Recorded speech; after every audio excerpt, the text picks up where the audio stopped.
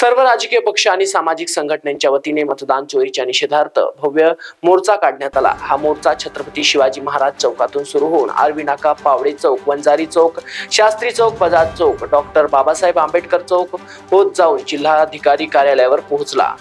काँग्रेसचे नेते राहुल गांधी यांनी मतदान चोरी कशी होते हे उघड केले आणि त्याचे पडसाद देश विदेशात उमटले असल्याचे सांगितले। मोर्चातील सहभाग्यांनी निष्पक्ष आणि पारदर्शक निवडणुका होण्याची मागणी केली, तसेच मतदान चोरी करणाऱ्यांविरोधात कडक कारवाई होण्याची गरज अधोरेखित केली। याशिवाय बोगस मतदानाने निवडून आलेल्या सरकारने राजीनामा द्यावा, पुढील निवडणुका बॅलेट पेपरवर घ्याव्यात आणि ईव्हीएम मशीन निवडणूक आयोगाने हद्दपार करावी अशा विविध मागण्यांसाठी मोर्चात घोषणाही करण्यात आल्या।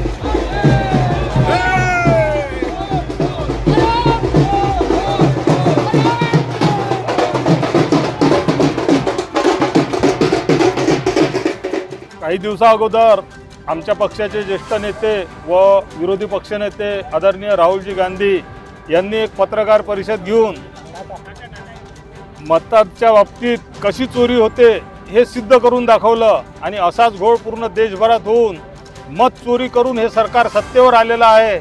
आजपर्यंत भारताच्या ज्या संविधानिक संस्था होत्या, हायकोर्ट होतं, इलेक्शन आयोग होत्या, स्वायत्त संस्था होत्या, याच्यावर लोकांचा विश्वास होता, पण आता शेवटी मताच्या याच्यातही गोंधळ करून हे अनैतिक मार्गाने सत्तेवर बसलेले लोक लोकशाहीचा पूर्ण कडेलोट करत आहे आणि याच विरोधात आम्ही राहुलजींना साथ देण्यासाठी पूर्ण देशभरात हे मत चोरीचं प्रकरण जागृत करण्यासाठी आम्ही रस्त्यावर उतरलेलो आहोत। त्याच दिवशी आम्ही इथं मोठ्या प्रमाणात एक मशाल मोर्चा राहुलजीच्या समर्थनार्थ काढला होता। आमचं इलेक्शन आयोगला, मोदी सरकारला हेच म्हणणं आहे का जर मतदार याद्यात गोंधळ होऊन हे इलेक्शन लढलेले आहे तर या सगळ्याला एकदा राजीनामा द्यायला लावा आणि पुन्हा इलेक्शन घ्या जे खरोखरच्या मतदानाच्या असतात।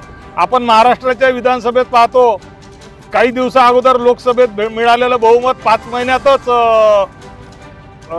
ते निवडून आले आणि एकेका मतदारसंघात कितीतरी लोक वाढले, मतदार वाढलं, असं बोगस मतदार वाढलं। एमपीचे वगैरे जिथं इलेक्शन नव्हते तिथचे लेबर इथं टाकले आणि चुकीच्या मार्गाने हे महाराष्ट्रातलं सरकार बसलं। हे दोन्ही सरकार जे अनैतिक मार्गाने बसल्या, याला सत्तेवर राहायचा कोणताच अधिकार नाही आहे आणि हे शेवटी स्वातंत्र्याची लढाई आहे। इंग्रजाच्या काळात लोकशाही वाचवासाठी जेव्हा स्वातंत्र्यासाठी आमचे पूर्वज लढले, आज पुन्हा या मोदी नावाच्या इंग्रजाच्या विरोधात आम्ही काँग्रेसजन आणि सर्व पक्षीय समविचारी संघटना रस्त्यावर उतरलेला आहोत। महाराष्ट्र T24 करिता संतोष देशमुख, वर्धा।